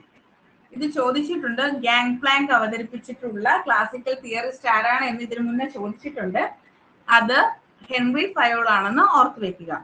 ഇതെങ്ങനെയാണെന്ന് വെച്ച് കഴിഞ്ഞാൽ ഇതും നമ്മുടെ ആ ഒരു സെയിം കോൺസെപ്റ്റ് തന്നെയാണ് വരുന്നത്. പക്ഷെ ഇവിടെ ചെറിയൊരു ഡിഫറൻസ് ഉണ്ട്. നമ്മുടെ സ്ട്രക്ചറും കാര്യങ്ങളും ഒക്കെ സെയിം തന്നെ. ഇവിടെ വ്യത്യാസം വരുന്നത് എന്താണെന്ന് വെച്ച് കഴിഞ്ഞാല് കറസ്പോണ്ടിങ് ആയിട്ടുള്ള ഓഫീസേഴ്സിന് പരസ്പരം ഇൻഫർമേഷൻ കമ്മ്യൂണിക്കേറ്റ് ചെയ്യാം എന്നുള്ളതാണ്. ഫോർ എക്സാമ്പിൾ, എ ഇപ്പം ഇ എ ഒരു കാര്യം അറിയിക്കണം എന്ന് വിചാരിക്കുക, ഇല്ലെങ്കിൽ വേണ്ട എഫിന് ഇ എ ഒരു കാര്യം അറിയിക്കണം എന്ന് വിചാരിക്കുക. അങ്ങനെയാണെങ്കിൽ ആദ്യം എന്ത് ചെയ്യും? ഈ എഫ് ഡിയോട് കാര്യം പറയും. ഡിയെ അറിയിച്ചു കഴിയുമ്പോൾ ഡിക്ക് എന്ത് ചെയ്യാൻ പറ്റും? ഡിക്ക് നേരെ ഇയോട് കാര്യം പറയാം. അപ്പം എന്ത് ചെയ്യാം? ഇങ്ങനെയുള്ള ഈ ഒരു പ്രോസസ്സ് മൊത്തം കംപ്ലീറ്റ് ചെയ്യണ്ട അല്ലെ? നേരിട്ട് ഒരേ റാങ്കിലുള്ളവർക്ക് പരസ്പരം എന്ത് ചെയ്യാൻ പറ്റും? കമ്മ്യൂണിക്കേഷൻ നടത്താം എന്നുള്ളതാണ്. സോ നമുക്ക് ടൈം കുറച്ചുകൂടെ എളുപ്പത്തിൽ, അല്ലെങ്കിൽ സമയബന്ധിതമല്ലാത്ത രീതിയിൽ കമ്മ്യൂണിക്കേഷൻ പോസിബിൾ ആക്കാൻ പറ്റും എന്നുള്ളതാണ് ഇതുകൊണ്ട് എയിം ചെയ്യുന്നത്. അപ്പം ബാക്കി എല്ലാം സെയിം തന്നെ, ഹയറാർക്കിക്കൽ സ്ട്രക്ചർ ഒക്കെ ആയിരിക്കും. പക്ഷെ ഒരേ റാങ്കിലുള്ളവർക്ക് എന്ത് ചെയ്യാം? പരസ്പരം കമ്മ്യൂണിക്കേറ്റ് ചെയ്യാം. ബാക്കി ഒറിജിനൽ ഹയറാർക്കിക്കൽ കോൺസെപ്റ്റില് സെയിം റാങ്ക് ആണെങ്കിലും ടോപ്പ് അതോറിറ്റിയിൽ ചെന്ന് അവരുടെ പെർമിഷൻ ഉണ്ടെങ്കിൽ മാത്രമേ എന്ത് ചെയ്യാൻ പറ്റത്തുള്ളൂ? കമ്മ്യൂണിക്കേഷൻ പാസ് ചെയ്യാൻ പറ്റത്തുള്ളൂ. എന്നാൽ ഗ്യാങ് പ്ലാങ്ക് അനുസരിച്ചിട്ട് ഒരേ ലെവലിലുള്ളവർക്ക് പരസ്പരം എന്ത് ചെയ്യാം? കമ്മ്യൂണിക്കേഷൻ പാസ് ചെയ്യാം എന്നുള്ളതാണ്. ക്ലിയർ ആയോ? ക്ലിയർ ആയോ? ഓക്കെ ആണോ? ഓക്കെ, ഇനി നമുക്ക് നെക്സ്റ്റ് കോൺസെപ്റ്റിലോട്ട് പോകാം. ഒരു ചെറിയൊരു കോൺസെപ്റ്റ് ആണ്, പക്ഷെ ഇതുവഴി ഈ അസേർഷൻ റീസൺ ക്വസ്റ്റ്യൻ ഇല്ലേ, അതാണ് കൂടുതലും ചോദിക്കുക. പിന്നെ ഡെഫിനിഷൻസ് ചോദിക്കാറുള്ളൂ. അതിനപ്പുറത്തേക്ക് ഒരു ക്വസ്റ്റ്യൻ ഒന്നും ഇവിടെ നിന്നും വരാൻ ഇല്ല. യൂണിറ്റി ഓഫ് കമാൻഡ് ആണ്. ഞാൻ ഓൾറെഡി പറഞ്ഞു കഴിഞ്ഞതാണ്. യൂണിറ്റി ഓഫ് കമാൻഡ് എന്നതുകൊണ്ട് ഉദ്ദേശിക്കുന്നത് ഒരു എംപ്ലോയിക്ക് ഓർഡേഴ്സ് ലഭ്യമാകുന്നത് ഒരു സുപ്പീരിയർ ഓഫീസറിൽ നിന്ന് മാത്രമായിരിക്കും. An employee should receive orders from one superior only. ഒരൊറ്റ സുപ്പീരിയർ ഓഫീസറിൽ നിന്ന് മാത്രമായിരിക്കും ഒരു എംപ്ലോയിക്ക് എന്ത് ചെയ്യുക? ഓർഡേഴ്സ് ലഭ്യമാവുക എന്നുള്ളതാണ് യൂണിറ്റി ഓഫ് കമാൻഡ് കൊണ്ട് ഉദ്ദേശിക്കുന്നത്. അങ്ങനെയാണെങ്കിൽ നമുക്ക് ഓക്കെ കാണിക്കാവേ. നമുക്ക് പ്രധാനപ്പെട്ട ഡെഫിനിഷൻസ് നോക്കാം. ആദ്യത്തേത് ഹെൻറി ഫയോളിന്റെ ഡെഫിനിഷൻ ആണ്. അദ്ദേഹം പറഞ്ഞിരിക്കുന്ന ഡെഫിനിഷൻ ആണ് പൊതുവെ നമ്മൾ എല്ലായിടത്തും ഉപയോഗിക്കുക. An employee should receive orders from one superior only. പൊതുവായിട്ട് നമ്മൾ യൂണിറ്റി ഓഫ് കമാൻഡ് എന്ന് പറയുമ്പോൾ സ്വീകരിക്കുന്ന ഡെഫിനിഷൻ ഹെൻറി ഫയോളിന്റെ ഡെഫിനിഷൻ ആണ്. ഒരു എംപ്ലോയിക്ക് ഒരു സുപ്പീരിയർ ഓഫീസറിൽ നിന്ന് മാത്രം എന്ത് ചെയ്താൽ മതി? കമാൻഡ് അല്ലെങ്കിൽ ഓർഡേഴ്സ് സ്വീകരിച്ചാൽ മതിയാകും. രണ്ടാമത്തേത് പിഫിനർ ആൻഡ് പ്രസ്തുസ് പറയുന്നതാണ്. അദ്ദേഹം പറയുന്നത് അനുസരിച്ചിട്ട് യൂണിറ്റി ഓഫ് കമാൻഡ് എന്നതുകൊണ്ട് ഉദ്ദേശിക്കുന്നത് every member should report one and only one leader. ഒരൊറ്റ ലീഡറിനെ മാത്രം എന്ത് ചെയ്താൽ മതി? ഒരു മെമ്പർ റിപ്പോർട്ട് ചെയ്താൽ മതി. ഒരൊറ്റ മെമ്പറിന്റെ അടുത്ത് മാത്രം എന്ത് ചെയ്താൽ മതി? റിപ്പോർട്ട് ചെയ്താൽ മതി എന്നുള്ളതാണ് പിഫിനർ ആൻഡ് പ്രസ്തുസ് പറയുന്നത്. ഇനി ഡിമോക്കിന്റെ അഭിപ്രായത്തിൽ യൂണിറ്റി ഓഫ് കമാൻഡ് എന്നതുകൊണ്ട് ഉദ്ദേശിക്കുന്നത് ഓരോ എംപ്ലോയിക്കും ഒരു ബോസ് ഉണ്ടായിരിക്കും എന്നുള്ളതാണ്. അതായത് ഒരു എംപ്ലോയിക്ക് ഒരു ബോസ്, ആ ബോസിന് ചിലപ്പോൾ വേറൊരു ബോസ് ഉണ്ടാവാം. അങ്ങനെ ഒരു എംപ്ലോയിക്ക് ഒരൊറ്റ ബോസ് എന്നുള്ള രീതിയിലായിരിക്കും നമ്മൾ ഫോളോ ചെയ്യുന്നത് എന്നുള്ളതാണ്. ക്ലിയർ ആയോ? അപ്പൊ എന്താ നമുക്ക് ഇതുകൊണ്ടുള്ള ലക്ഷ്യം അല്ലെങ്കിൽ ഇതുകൊണ്ടുള്ള ഉദ്ദേശം എന്താണെന്ന് ചോദിച്ചു കഴിഞ്ഞാൽ ക്ലാഷ് ഓഫ് കമാൻഡ്സ് അല്ലെങ്കിൽ ക്ലാഷ് ഓഫ് ഇൻഫർമേഷൻ ഉണ്ടാവാൻ പാടില്ല. യൂണിറ്റി ഓഫ് കമാൻഡ് ഇല്ല എങ്കിൽ എന്ത് സംഭവിക്കും? ഇപ്പം നമ്മൾ ഈ പറയുന്ന ഫിഗർ നോക്കാം. ഇവിടെ ഇയുടെ ലീഡർ എന്ന് പറയുന്നത് ബോസ് എന്ന് പറയുന്നത് സി ആണ് അല്ലെ. എന്നാൽ ഇവിടെ യൂണിറ്റി ഓഫ് കമാൻഡ് ഇല്ല എന്ന് വിചാരിക്കുക. അങ്ങനെയാണെങ്കിൽ സി പറയുന്ന കമാൻഡും ഈ ബി ഇയോട് പറയുന്ന കമാൻഡും ഡിഫറെന്റ് ആയിരിക്കും. അങ്ങനെ ഡിഫറെന്റ് വന്നു കഴിഞ്ഞാൽ എന്ത് സംഭവിക്കും? ഡിഫറൻസ് വന്നു കഴിഞ്ഞാൽ എന്ത് സംഭവിക്കും? ക്ലാഷ് ഉണ്ടാവും അല്ലെ. ഓർഗനൈസേഷനിൽ ക്ലാഷ് ഉണ്ടാവാനുള്ള സാധ്യത കൂടുതലാണ്. സോ ഈ ക്ലാഷസ് ഒഴിവാക്കുന്നതിന് വേണ്ടിയിട്ടാണ് യൂണിറ്റി ഓഫ് കമാൻഡ് ഓർഗനൈസേഷനിൽ ഇൻക്ലൂഡ് ചെയ്തിരിക്കുന്നത്. ക്ലിയർ ആയോ? ഓക്കെ ആണോ? ഓക്കെ. ഇനി മറ്റൊരു പ്രധാനപ്പെട്ട കോൺസെപ്റ്റ് ആണ് സ്പാൻ ഓഫ് കൺട്രോൾ എന്ന് പറയും. സ്പാൻ ഓഫ് കൺട്രോളും ഈ യൂണിറ്റി ഓഫ് കമാൻഡും എല്ലാം ഏകദേശം അടുത്തടുത്ത് നിൽക്കുന്ന കോൺസെപ്റ്റ് ആണ്. സ്പാൻ ഓഫ് കൺട്രോൾ കൊണ്ട് ഉദ്ദേശിക്കുന്നത് ഒരു സുപ്പീരിയർ ഓഫീസറിന് അല്ലെങ്കിൽ ഒരു സൂപ്പർവൈസർക്ക് കൺട്രോൾ ചെയ്യാൻ പറ്റുന്ന വർക്കേഴ്സിന്റെ അല്ലെങ്കിൽ സബോർഡിനേറ്റ്സിന്റെ എണ്ണത്തെയാണ് സ്പാൻ ഓഫ് കൺട്രോൾ എന്ന് പറയുന്നത്. അതായത് ഒരു സൂപ്പർവൈസർക്ക് അറ്റ് എ ടൈം എത്ര സബോർഡിനേറ്റ്സിനെ കൺട്രോൾ ചെയ്യാൻ സാധിക്കും, ആ ഒരു പർട്ടിക്കുലർ നമ്പർ, അതിനെയാണ് സ്പാൻ ഓഫ് കൺട്രോൾ എന്ന് പറയുന്നത്. മേ ബി എന്താണ് സ്പാൻ ഓഫ് കൺട്രോൾ? ഇല്ലെങ്കിൽ ഈ number of subordinates that an officer can personally direct control and supervise എന്നതുകൊണ്ട് ഉദ്ദേശിക്കുന്നത് എന്താണ് എന്നുള്ള രീതിയിൽ ക്വസ്റ്റ്യൻ വരാം. അതൊരു പോസിബിൾ ക്വസ്റ്റ്യൻ ആണ്. എന്നാൽ അതിനേക്കാൾ ഉപരിയായിട്ട് ഇവിടെ ചോദിക്കാവുന്ന ക്വസ്റ്റ്യൻ, നമ്മുടെ പബ്ലിക് അഡ്മിനിസ്ട്രേഷനിൽ കുറച്ച് പ്രധാനപ്പെട്ട തിങ്കേഴ്സ് ഒരു സൂപ്പർവൈസർക്ക് കൺട്രോൾ ചെയ്യാൻ പറ്റുന്ന സബോർഡിനേറ്റ്സിന്റെ എണ്ണം കൃത്യമായിട്ട് മെൻഷൻ ചെയ്തിട്ടുണ്ട്. അത് മാച്ച് ദ ഫോളോയിങ് ആയിട്ടോ ഇല്ലെങ്കിൽ ഓപ്ഷൻസിൽ നിന്ന് ചൂസ് ചെയ്യാനുള്ള രീതിയിലോ ഒക്കെ ചോദിച്ചു കാണാറുണ്ട്. സോ അത് നോക്കുക. ഒരു സൂപ്പർവൈസറിന് ഫോളോ ചെയ്യാൻ പറ്റുന്ന സബോർഡിനേറ്റ്സിന്റെ ലിമിറ്റുകളെ കുറിച്ചാണ് പറയുന്നത്. ആദ്യമായിട്ട് പറയുന്ന ഒരു ഫേമസ് സൈക്കോളജിസ്റ്റ് ആണ് കേട്ടോ, സർ ഇയാൻ ഹാമിൽട്ടൺ എന്ന് പറയും. ഇദ്ദേഹമാണ് ഈ ഒരു കോൺസെപ്റ്റ് ഒക്കെ ആദ്യമായിട്ട് അവതരിപ്പിക്കുന്നതൊക്കെ. അതൊന്നും നമ്മൾ പഠിക്കണ്ട, ജസ്റ്റ് ഓർത്ത് വെക്കുക. സർ ഇയാൻ ഹാമിൽട്ടൺ പറയുന്നത് അനുസരിച്ചിട്ട് 3 മുതൽ 4 സബോർഡിനേറ്റ്സിനെ വരെയാണ് അറ്റ് എ ടൈമിൽ ഒരു സൂപ്പർവൈസർക്ക് കൺട്രോൾ ചെയ്യാൻ സാധിക്കുന്നത്. രണ്ടാമതായിട്ട് പറയുന്നത് വി എ ഗ്രേക്യൂനസ് ആണ്. അദ്ദേഹം പറയുന്ന അനുസരിച്ചിട്ട് ഡയറക്ട്ലി ഒരു സൂപ്പർവൈസർക്ക് 6 സബോർഡിനേറ്റിനെ അറ്റ് എ ടൈമിൽ കൺട്രോൾ ചെയ്യാം. പിന്നെ ലിൻഡൽ ഊർവിക്ക്, നമ്മുടെ അങ്കള്ളിക്കാൻഡ് ഊർവിക്കിനകത്ത് ഊർവിക്കാണ്. ലിൻഡൽ ഊർവിക്ക് പറയുന്നത് ഒരേ സമയം ഒരു സൂപ്പർവൈസർക്ക് 5 മുതൽ 6 സബോർഡിനേറ്റ്സിനെ എന്ത് ചെയ്യാം, കൺട്രോൾ ചെയ്യാൻ സാധിക്കും എന്നുള്ളതാണ്. ദെൻ ലോർഡ് ഹാൽഡെയിൻ പറയുന്നത് 10 മുതൽ 12 സബോർഡിനേറ്റ്സിനെ അറ്റ് എ ടൈമിൽ ഒരു സൂപ്പർവൈസർക്ക് കൺട്രോൾ ചെയ്യാം അല്ലെങ്കിൽ സൂപ്പർവൈസ് ചെയ്യാം. ദെൻ അമേരിക്കൻ മാനേജ്മെന്റ് അസോസിയേഷൻസിന്റെ അഭിപ്രായത്തിൽ 9 സബോർഡിനേറ്റ്സ് ആണ് ഒരു സൂപ്പർവൈസർക്ക് കൺട്രോൾ ചെയ്യാൻ പറ്റുന്നത് എന്നുള്ളതാണ് പറയുന്നത്. ക്ലിയർ ആയോ? സ്പാൻ ഓഫ് കൺട്രോളിന്റെ ലിമിറ്റേഷൻസ് ക്ലിയർ ആയോ? എത്ര ലിമിറ്റ് വീതം വെച്ചാണെന്നുള്ളത് ക്ലിയർ ആയോ? ഓക്കെ ആണോ?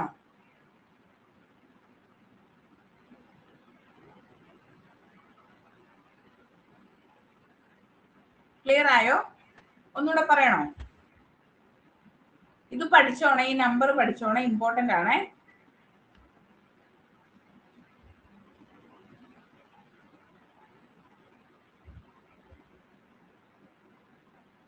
ഓക്കെ ആണല്ലോ, നെക്സ്റ്റിലേക്ക് പോകാം.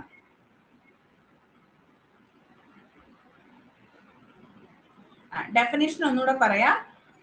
ഒരു സമയം ഒരു ഓഫീസർക്ക് ഡയറക്ട്ലി കൺട്രോൾ ചെയ്യാൻ പറ്റുന്ന അല്ലെങ്കിൽ സൂപ്പർവൈസ് ചെയ്യാൻ പറ്റുന്ന വർക്കേഴ്സിന്റെ എണ്ണത്തെ അല്ലെങ്കിൽ സബോർഡിനേറ്റ്സിന്റെ എണ്ണത്തെയാണ് സ്പാൻ ഓഫ് കൺട്രോൾ എന്നതുകൊണ്ട് ഉദ്ദേശിക്കുന്നത്.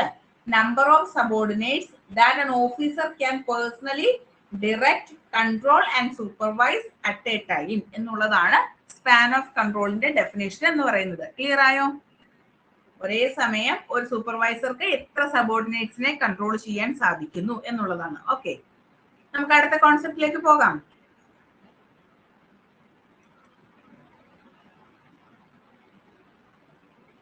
അടുത്തത് സ്പാൻ ഓഫ് കൺട്രോൾ ഡിറ്റർമൈൻ ചെയ്യുന്ന ഘടകങ്ങൾ എന്തൊക്കെയാണ് എന്നുള്ളതാണ്. ആദ്യമായിട്ട് പറയുന്നത് ഫങ്ഷൻ ആണ്. അതായത് സൂപ്പർവൈസ് ചെയ്യുന്ന വർക്കിന്റെ നേച്ചറിനനുസരിച്ചിട്ട് സബോർഡിനേറ്റ്സിന്റെ എണ്ണത്തിൽ കൂടുതലും കുറവും ഉണ്ടാകാം. അതായത് ഇപ്പോൾ ഒരു ഓർഗനൈസേഷൻ ഈ ഡിഫൻസ് ഒക്കെ പോലുള്ള കാര്യങ്ങളാണ് ചെയ്യുന്നതെങ്കിൽ അവർക്ക് എന്താണ് കുറച്ചുകൂടി സബോർഡിനേറ്റ്സിന്റെ എണ്ണം കുറവായിരിക്കും അല്ലെ. കാരണം കുറച്ചുകൂടി നല്ല രീതിയിൽ ഇൻവോൾവ്ഡ് ആവേണ്ട വർക്കുകളാണ് അവർ ചെയ്യുന്നത്. അത് സെക്യൂരിറ്റി ഒക്കെ ആയിട്ട് റിലേറ്റഡ് ആയിട്ടുള്ള വർക്കുകളാകുമ്പോൾ സബോർഡിനേറ്റ്സിന്റെ എണ്ണം കുറവായിരിക്കും. എന്നാൽ കുറച്ചുകൂടി റിലാക്സ്ഡ് ആയിട്ട് ചെയ്യാൻ പറ്റുന്ന അല്ലെങ്കിൽ അത്ര ഇമ്പോർട്ടൻറ്റ് അല്ലാത്ത വർക്കുകളൊക്കെ ആണെങ്കിൽ സബോർഡിനേറ്റ്സിന്റെ എണ്ണം വേണമെങ്കിൽ കൂട്ടാം അല്ലെ. അപ്പോ കൂടുതൽ കൺട്രോൾ വേണ്ടിടത്ത് എന്ത് ചെയ്യും, നല്ല സെക്യൂരിറ്റി വേണ്ട ഇല്ലെങ്കിൽ നല്ല രീതിയിൽ സൂപ്പർവൈസിങ് വേണ്ട ജോലികളിൽ സബോർഡിനേറ്റ്സിന്റെ എണ്ണം കുറവായിരിക്കും. അല്ലാത്ത ജോലികളിൽ സബോർഡിനേറ്റ്സിന്റെ എണ്ണം കൂടുതലായിരിക്കും. രണ്ടാമത്തേത് ഏജ് ഓഫ് ഓർഗനൈസേഷൻ ആണ്. അതായത് എത്ര കാലമായി ആ ഒരു ഓർഗനൈസേഷൻ അവിടെ പ്രവർത്തിക്കാൻ തുടങ്ങിയിട്ട് എന്നുള്ളത് സ്പാൻ ഓഫ് കൺട്രോളിന്റെ നമ്പറിനെ ഡിറ്റർമൈൻ ചെയ്യുന്ന ഫാക്ടറാണ്. ഫോർ എക്സാമ്പിൾ ആയിട്ട് ഒരു 50 കൊല്ലമായിട്ട് ഒരേ മേഖലയിൽ പ്രവർത്തിക്കുന്ന ഒരു ഓർഗനൈസേഷൻ ആണെങ്കിൽ അവർക്ക് അതുമായി ബന്ധപ്പെട്ടിട്ടുള്ള എല്ലാ കാര്യങ്ങളെ കുറിച്ചും കൃത്യമായിട്ടുള്ള ധാരണ ഉണ്ടാകും. അങ്ങനെയുള്ളപ്പോൾ അവിടെ എന്താണ്, വർക്കേഴ്സിന്റെ എണ്ണം കുറവ് മതിയായിരിക്കും അല്ലെ. വർക്കേഴ്സിന്റെ എണ്ണം കുറവ് മതിയെങ്കിൽ എന്താ, സൂപ്പർവൈസിന്റെ ആളുകളുടെ എണ്ണം കൂടുതലായിരിക്കും അല്ലെ. ഓർഗനൈസേഷന്റെ ഏജിനനുസരിച്ച് നമ്പർ ഓഫ് സബോർഡിനേറ്റ്സ് കൂടും, ഇല്ലെങ്കിൽ സ്പാൻ ഓഫ് കൺട്രോൾ കൂടും. ഓർഗനൈസേഷന്റെ ഏജ് കുറവാണെങ്കിൽ സ്പാൻ ഓഫ് കൺട്രോൾ കുറയും. ക്ലിയർ ആയോ? അടുത്തത് സ്പേസ് ആണ്. സ്പേസ് എന്ന് വെച്ച് കഴിഞ്ഞാൽ സൂപ്പർവൈസ് ചെയ്യേണ്ട സ്ഥലത്തിന്റെ അനുസരിച്ചിട്ട്. ഇപ്പൊ ഒരു മാനേജർ തന്നെ അവരുടെ ഒരു 10 ബ്രാഞ്ചസ് കൈകാര്യം ചെയ്യണം എന്ന് വിചാരിക്കുക. ഈ 10 ബ്രാഞ്ചസും 10 സ്ഥലത്താണെങ്കിൽ സൂപ്പർവൈസ് ചെയ്യാൻ എളുപ്പമായിരിക്കുമോ? വളരെ ബുദ്ധിമുട്ടായിരിക്കല്ലേ. അങ്ങനെ ബുദ്ധിമുട്ടാവുന്ന സമയത്ത് സ്പാൻ ഓഫ് കൺട്രോൾ കുറവായിരിക്കും. എന്നാൽ ഈ എല്ലാ ഡിപ്പാർട്ട്മെന്റുകളും ഒരേ റൂഫിന്റെ അടിയിൽ അല്ലെങ്കിൽ ഒരേ ഓർഗനൈസേഷനിൽ തന്നെയാണ് പ്രവർത്തിക്കുന്നത് എങ്കിൽ അവിടെ സ്പാൻ ഓഫ് കൺട്രോൾ കൂടുതലായിരിക്കും. കാരണം അവർക്ക് ആക്സസ് ചെയ്യാനുള്ള കപ്പാസിറ്റി കൂടുതലായിരിക്കും. ആൻഡ് ലാസ്റ്റ് ആയിട്ട് പറയുന്നത് ബൗണ്ടറി ആണ്. ബൗണ്ടറി കൊണ്ട് ഉദ്ദേശിക്കുന്നത് ഈ സൂപ്പർവൈസറുടെയും സൂപ്പർവൈസ് ചെയ്യുന്നവരുടെയും കപ്പാസിറ്റി എന്ന് വെച്ച് കഴിഞ്ഞാൽ അവർ എത്രമാത്രം നല്ല രീതിയിൽ വർക്ക് ചെയ്യുന്നുണ്ട്, ഇല്ലെങ്കിൽ അവർക്ക് ആ കോമ്പിറ്റൻസി എത്രമാത്രം ഉണ്ട്, അതിനനുസരിച്ചിട്ട് സ്പാൻ ഓഫ് കൺട്രോളിന്റെ എണ്ണം കൂടുകയും കുറയുകയും ചെയ്യും. കോമ്പിറ്റൻസി കുറവാണെങ്കിൽ സ്പാൻ ഓഫ് കൺട്രോൾ കുറയും, കോമ്പിറ്റൻസി കൂടുതലാണെങ്കിൽ സ്പാൻ ഓഫ് കൺട്രോൾ കൂടും. ക്ലിയർ ആയോ? അപ്പോ സ്പാൻ ഓഫ് കൺട്രോളിനെ ഡിറ്റർമൈൻ ചെയ്യുന്ന പ്രധാനപ്പെട്ട ഫാക്ടേഴ്സ് ആണ് function, time, space, boundary. Okay ആണോ? ക്ലിയർ ആയോ?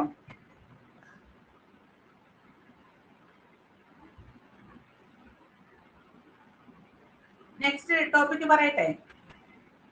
ഓക്കെ, അടുത്തതും ഇതുപോലെ തന്നെ ഒരു ചെറിയ ടോപ്പിക്കാണ്. ഇതൊക്കെ നിങ്ങൾ വായിച്ചു വിടുക എന്നുള്ളതേ ഉള്ളൂ. ഇതിനകത്തൊന്നും കാണാതെ പഠിക്കേണ്ട കാര്യങ്ങളൊന്നുമില്ല കേട്ടോ. മനസ്സിലാക്കി വെക്കാന്ന് മാത്രമേ ഉള്ളൂ. കൂടുതലും അസർഷൻ റീസൺ ക്വസ്റ്റ്യൻസൊക്കെ ആയിരിക്കും ഇത് ആഡ് ചെയ്യുക കേട്ടോ. സെൻട്രലൈസേഷൻ ആൻഡ് ഡീസെൻട്രലൈസേഷൻ എന്ന് പറയും. എന്താ സെൻട്രലൈസേഷൻ എന്ന് വെച്ചാൽ? സെൻട്രലൈസേഷൻ കൊണ്ട് ഉദ്ദേശിക്കുന്നത് എന്താ? സെൻട്രലൈസേഷൻ എന്തുകൊണ്ട് ഉദ്ദേശിക്കുന്നത്? നമ്മൾ ഇന്ത്യൻ പോളിറ്റിയിലൊക്കെ പഠിച്ചിട്ടില്ലേ, സെൻട്രലൈസ്ഡ് പ്ലാനിങ്, ഡീസെൻട്രലൈസ്ഡ് പ്ലാനിങ് എന്നൊക്കെ നമ്മൾ പറയാറില്ലേ. എന്താണ് സെൻട്രലൈസേഷൻ കൊണ്ട് ഉദ്ദേശിക്കുന്നത്? എന്താണ് ഡീസെൻട്രലൈസേഷൻ എന്നതുകൊണ്ട് ഉദ്ദേശിക്കുന്നത്? ഐഡിയ ഉണ്ടോ?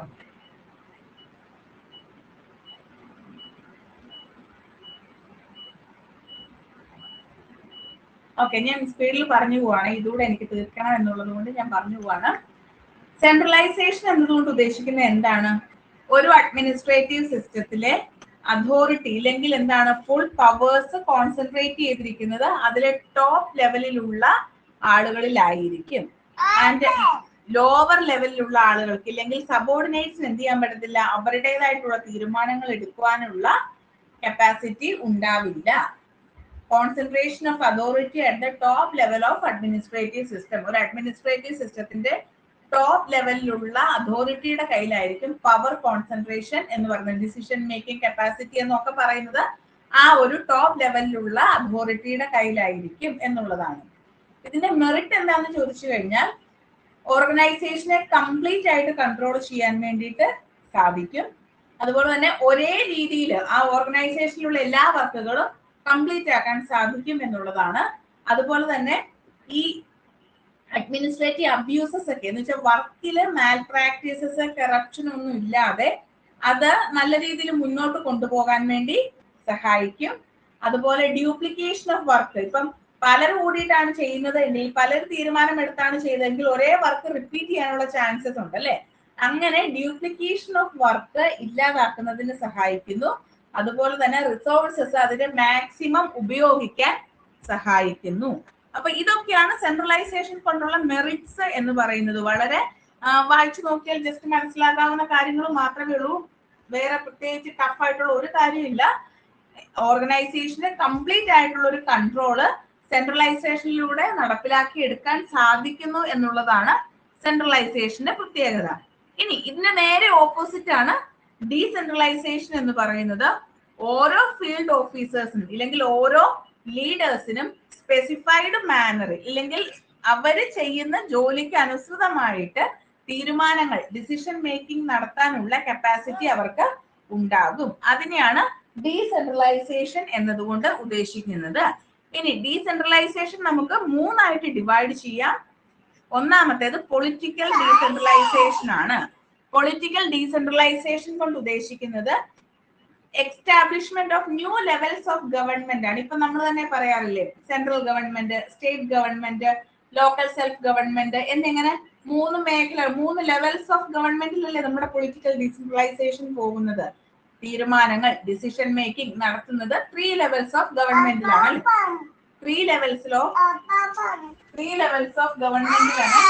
ഒരു സെക്കൻഡ് സോറി.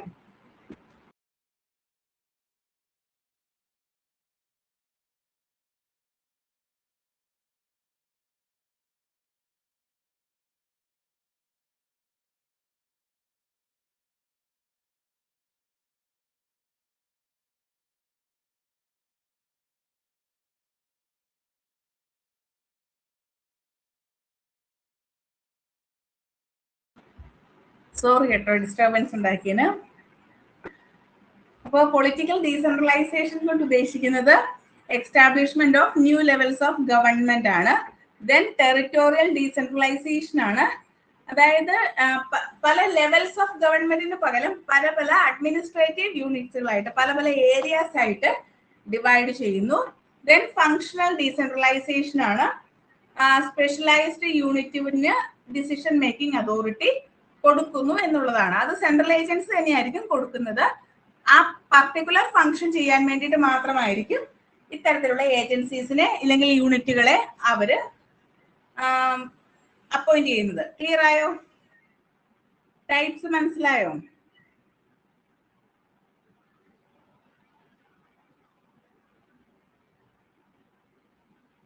ഓക്കെ ആണോ? ഓക്കെ. ഇനി അടുത്ത അപ്രോച്ചസ് ആണ്. അപ്രോച്ചസ് ഒന്നും ഇതുവരെയും ചോദിച്ചിട്ടില്ല, ജസ്റ്റ് ആഡ് ചെയ്തിട്ടേ ഉള്ളൂ. നിങ്ങൾ വായിച്ചു വിട്ടാൽ മതി, പഠിക്കണമെന്നൊന്നും ഞാൻ പറയത്തില്ല. Doctrinal approach, political approach, administrative approach, dual role approach, just വായിച്ചു വിടുക. ഒന്ന് എന്ന് വെച്ചാൽ ഇനി ഓപ്ഷനിൽ വന്ന നിങ്ങൾക്ക് എഴുതാൻ പറ്റുന്ന രീതിയിൽ ഒന്ന് വായിച്ചു വിട്ടേക്കുക, അത്രേ ഉള്ളൂ, അല്ലാതെ പഠിക്കണ്ട കേട്ടോ. ഇനി നമ്മൾ പറയാൻ പോകുന്ന ഡെഫിനിഷൻസ് ആണ്. ഡെഫിനിഷൻസ് ശരിക്കും പറഞ്ഞു കഴിഞ്ഞാൽ ഓരോന്നിനും ഡിഫറെന്റ് ആയിട്ടുള്ള ഡെഫിനിഷൻസ് അല്ല കൊടുത്തിരിക്കുന്നത്.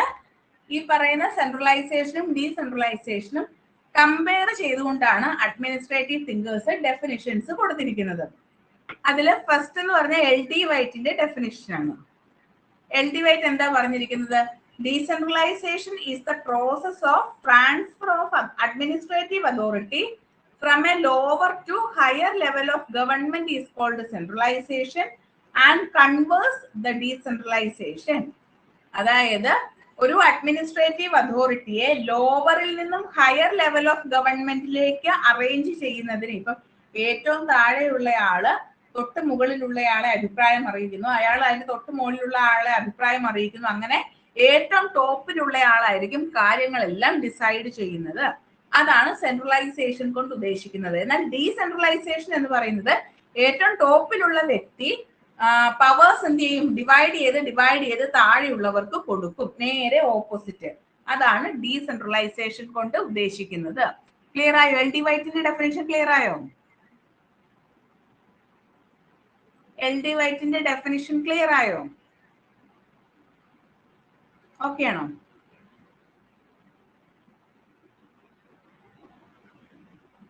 ഓക്കെ, ഇനി രണ്ടാമത്തത് ഹെൻറി ഫയോളിന്റെ ഡെഫിനിഷൻ ആണ്. ഹെൻറി ഫയോൾ പറയുന്നത് everything that goes to increase the importance of subordinate roles is decentralization and everything which goes to decrease it is centralization. അതായത് ഒരു സബോർഡിനേറ്റിന്റെ ഇല്ലെങ്കിൽ ഒരു വർക്കറിന്റെ റോളിന് പ്രാധാന്യം എവിടെ കൊടുക്കുന്നോ അവിടെ ഡീസെൻട്രലൈസേഷൻ സംഭവിക്കുന്നു. എന്നാൽ ഒരു സബോർഡിനേറ്റിന് എവിടെ റോൾ ഇല്ലാതിരിക്കുന്നോ അവിടെ സംഭവിക്കുന്നത് സെൻട്രലൈസേഷൻ ആണ് എന്നതാണ് ഹെൻറി ഫയോളിന്റെ ഡെഫിനിഷൻ. ക്ലിയർ ആയോ? ഒരു ഓർഗനൈസേഷന് സബോർഡിനേറ്റിന് റോൾ കൊടുക്കുന്നുവെങ്കിൽ അത് ഡീസെൻട്രലൈസേഷൻ, അതെ ആ വർക്കേഴ്സിന് റോൾ കിട്ടുന്നില്ല എങ്കിൽ അത് സെൻട്രലൈസേഷൻ. ക്ലിയർ ആയോ? ഓക്കെ ആണോ? ഓക്കെ, അപ്പൊ ഇത്രയുമാണ് മൊഡ്യൂൾ 6-ലെ പ്രധാനപ്പെട്ട കോൺസെപ്റ്റുകൾ. ഇനി 2-3 കോൺസെപ്റ്റുകൾ കൂടെ ഉണ്ട്. ഒന്ന് ലൈൻ ആൻഡ് സ്റ്റാഫ് ഏജൻസീസ് ഉണ്ട്, പിന്നെ കോർഡിനേഷൻ എന്ന് പറഞ്ഞൊരു ടോപ്പിക് ഉണ്ട്, ട്രെയിനിങ് എന്ന് പറഞ്ഞൊരു ടോപ്പിക് ഉണ്ട്. അങ്ങനെ 1-2 ടോപ്പിക്കുകളൂടെ ഉണ്ട്. അതും 5th ചാപ്റ്ററിലെ റിമൈനിങ് കോൺസെപ്റ്റുകളൂടെ ചേർത്ത് നാളെ ക്ലാസ് എടുക്കാം കേട്ടോ. ക്വസ്റ്റ്യൻസ് ഞാൻ ഇത് രണ്ടും കൂടെ ചേർത്തിട്ട് കോൺസെപ്റ്റിന്റെ എല്ലാം കൂടെ ഒരുമിച്ച് തരാവേ. ഇപ്പൊ ഞാൻ ക്ലാസിക്കൽ തിങ്കേഴ്സിന്റെ സ്ലൈഡ് കാണിക്കാം.